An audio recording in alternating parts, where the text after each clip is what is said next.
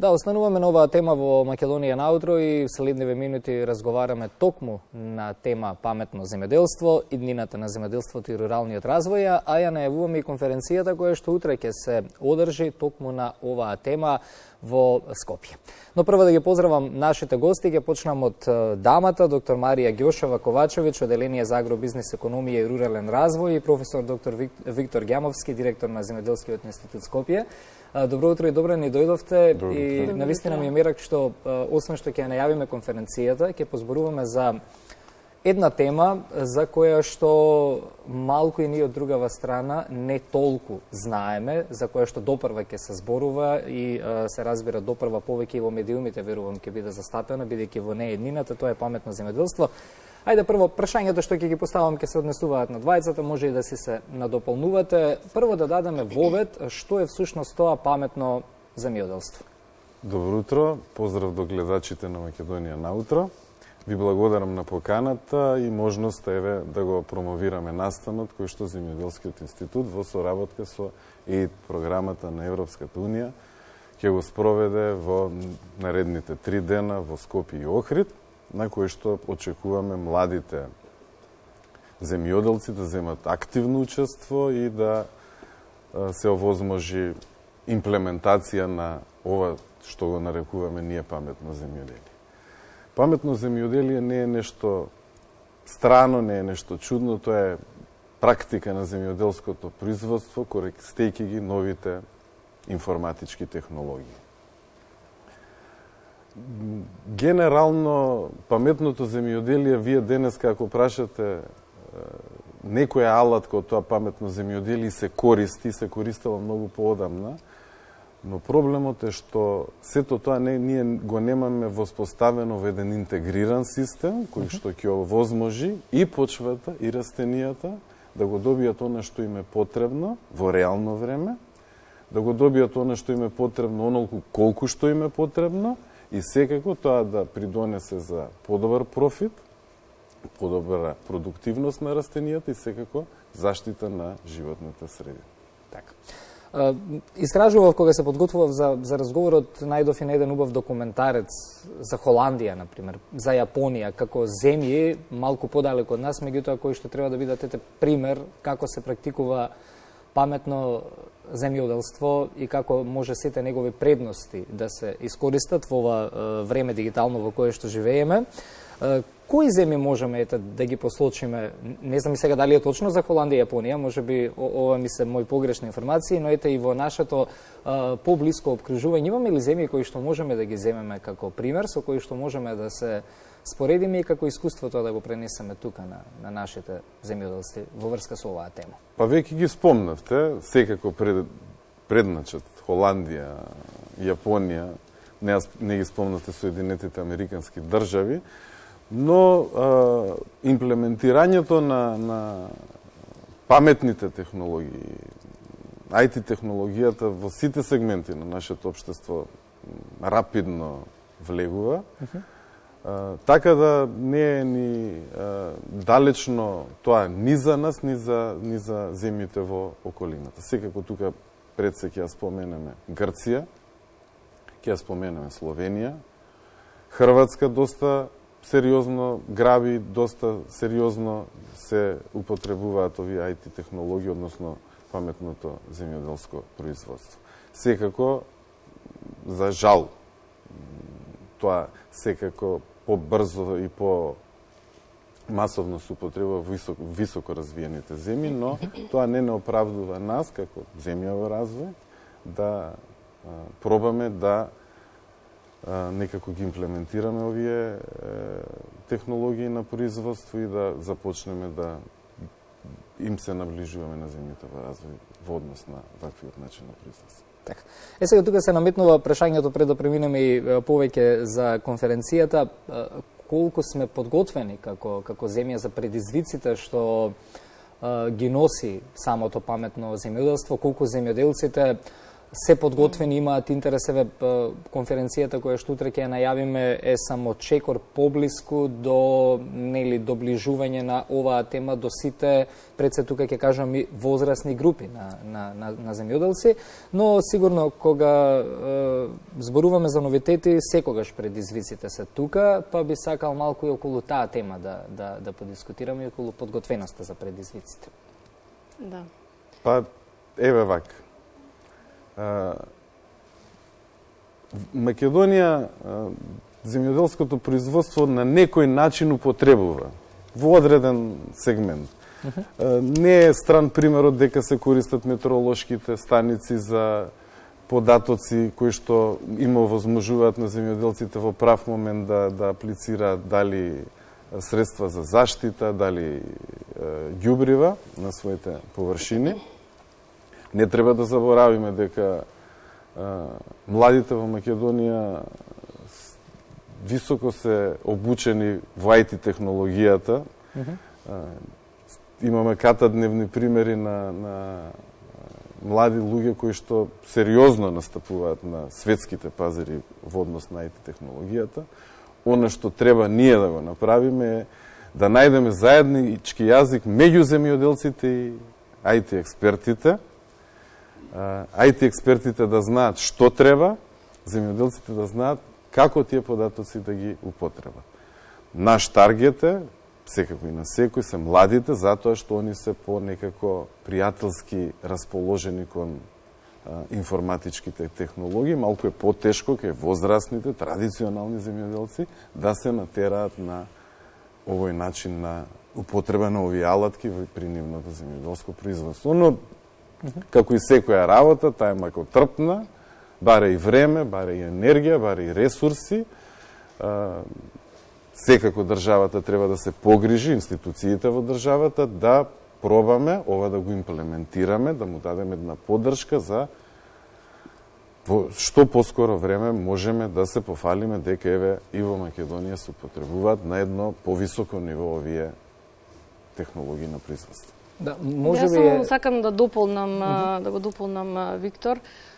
Значи дефинитивно дека предизвиците ќе бидат многу големи, како и секоја трансформација, затоа што знаеме, нели, имавме период во земјоделството каде што имаше тренд на масовно употребување на хемиски средства, интензификација на тоа земјоделско производство, потоа доаѓа на период каде што сативме дека имаме, нели, големо исцрпување на природните ресурси, деградација на природата, влијание врз биодиверзитетот, и сега веќе имаме една нова трансформација, значи, во тоа дигитално земјоделство. Многу добро знаеме дека нашите рурални средини се соочуваат со голема миграција, значи одселување. Руралните средини се повеќе се синоним за сиромаштија, за нешто што е уназадување во однос на користењето и на технологијата. Токму овие предизвици ќе бидат многу големи за нашите земјоделци, особено како што спомена и директорот, дека многу ќе биде тешко прифаќањето на овие дигитални технологии од страна на повозрастните генерации, кои што се всушност и главната структура во руралните средини. Меѓутоа, тоа е едниот предизвик, другиот се финансиските средства. Дефинитивно дека овие нови технологии и се со повисоки финансиски средства за да се воведат во самото земјоделско производство.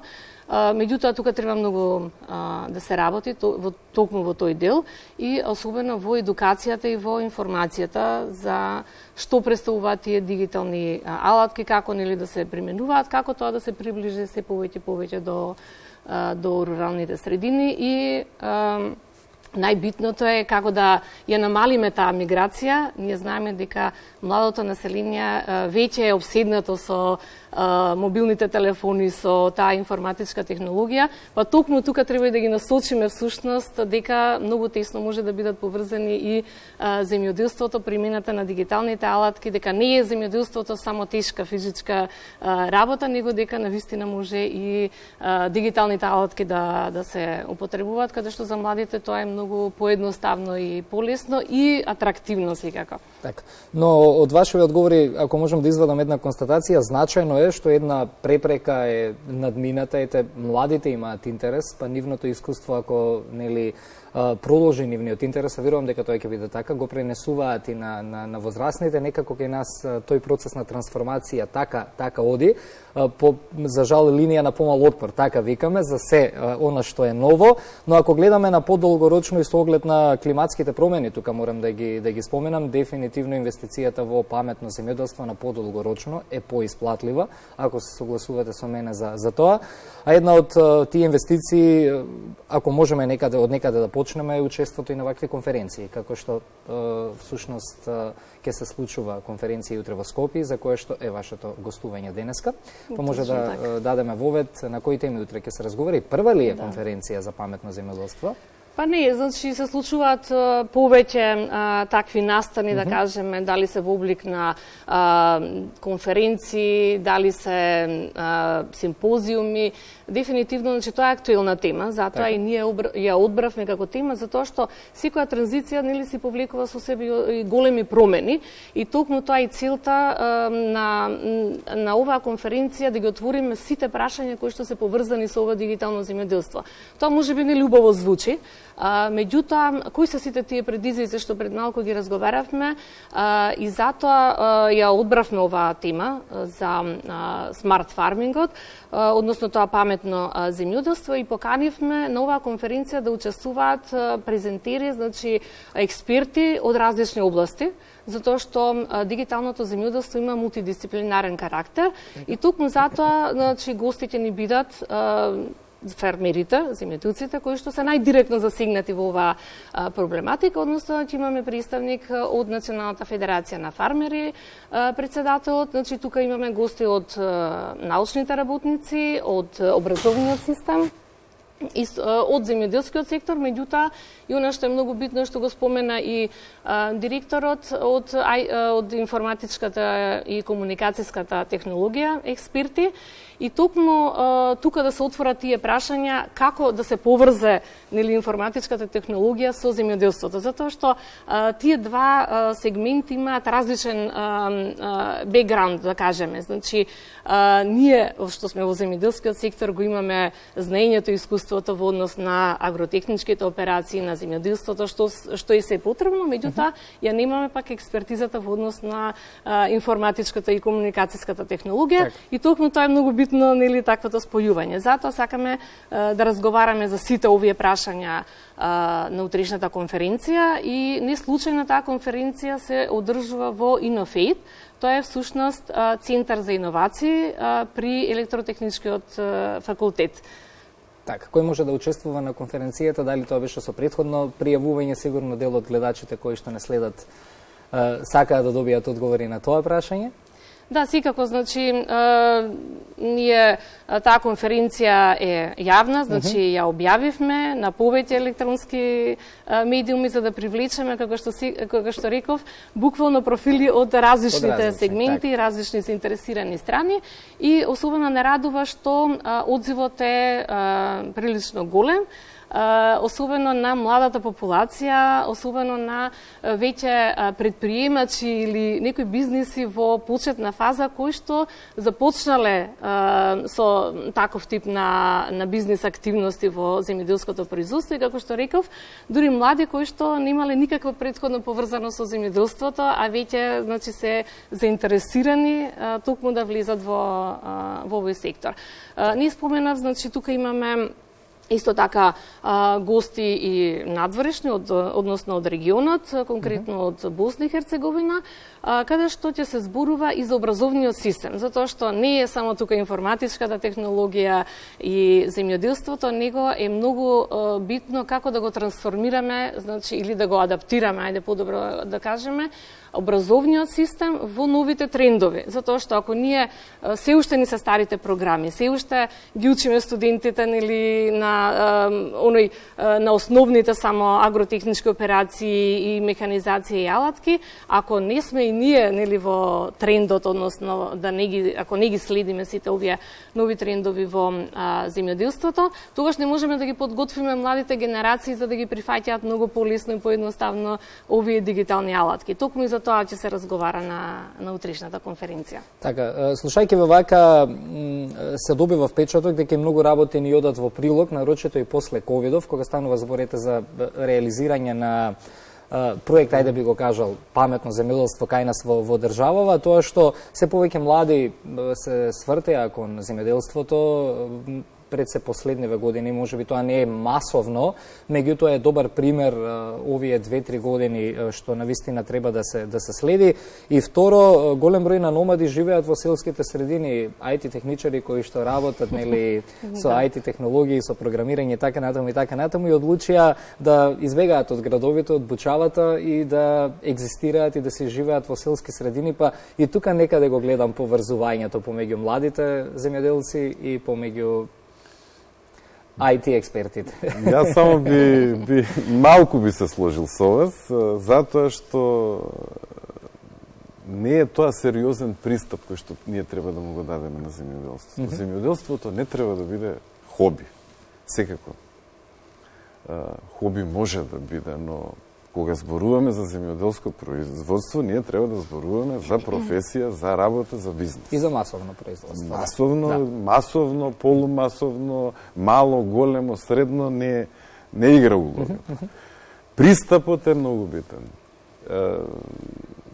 Сите сме ние во оваа урбана средина со пријатели кои што често прашуваат, сакаме да посадиме, ама тоа го гледаат на еден начин, односно како едно хоби, што воопшто не е.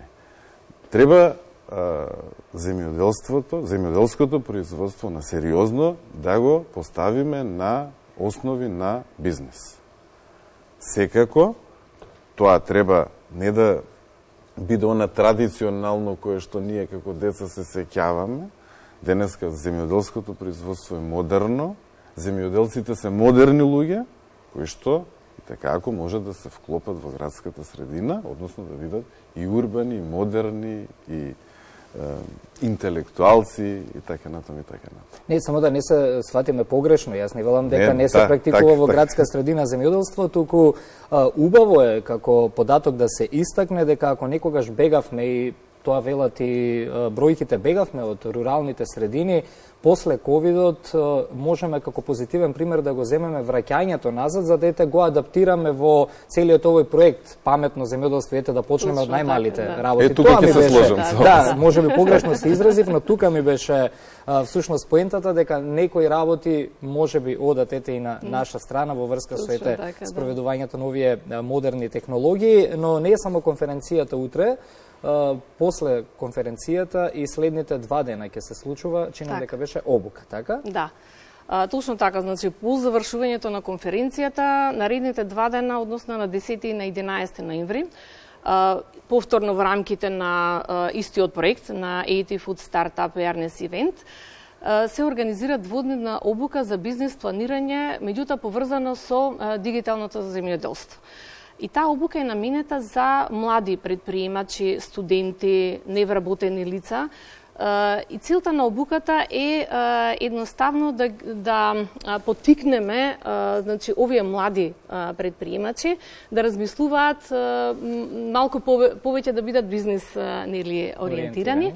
И на оваа работилница или обука ќе се работи за бизнес моделите во дигиталното земјоделство, ќе зборуваме што се тоа иновации, ќе разговараме малку за креативното размислување во земјоделското производство, ќе разговараме за маркетинг аспектите на земјоделското производство, Имаме исто така еден интересен дел во однос, ајде ќе употребам еден англиски збор pitching, или некое кратко представување за тоа што ќе се работи во групи за поделни теми од растителното производство и ќе има еден дел од обуката како да ги подготвиме тие млади на еден најефикасен и најубав начин да ја продадат својата идеја пред потенцијалните инвеститори.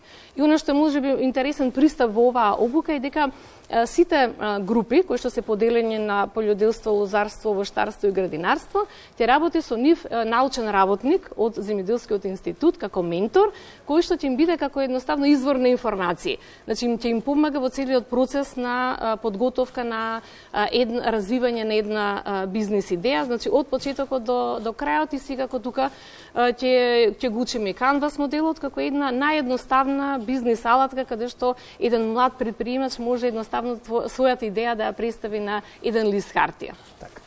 Потенцијалите се дефинитивно големи, секој еден треба да ги искористи, но и темите се доста исто така интересни во врска со паметното земјоделство, така да верувам ќе имаме повторно и оваа сезона од утринската програма уште неколку гостувања за да опфатиме и други подтеми од ова генерално што сега го зборувавме и да го следиме процесот на трансформација, бидејќи тој е неизбежен. Некаде оди побрзо, во помалите земји верувам не само кај нас оди малку поспоро, но верувам ние сме подготвени за трансформација, тоа сме го докажале многу пати, така ќе се случи со паметното земјоделство. Ви благодарам и посакувам успешна конференција утре. Ви благодарам на искажениот интерес. Благодарам уште еднаш. Благодарам на поканата. Драго ќе ни биде повторно да гостуваме во вашата емисија. Да, и ние ќе се видиме утре на терен кога ќе се случува и самата конференција. Ова нека биде покана до сите наши гледачи, истата да можат, доколку имаат време и можности, да ја проследат утре.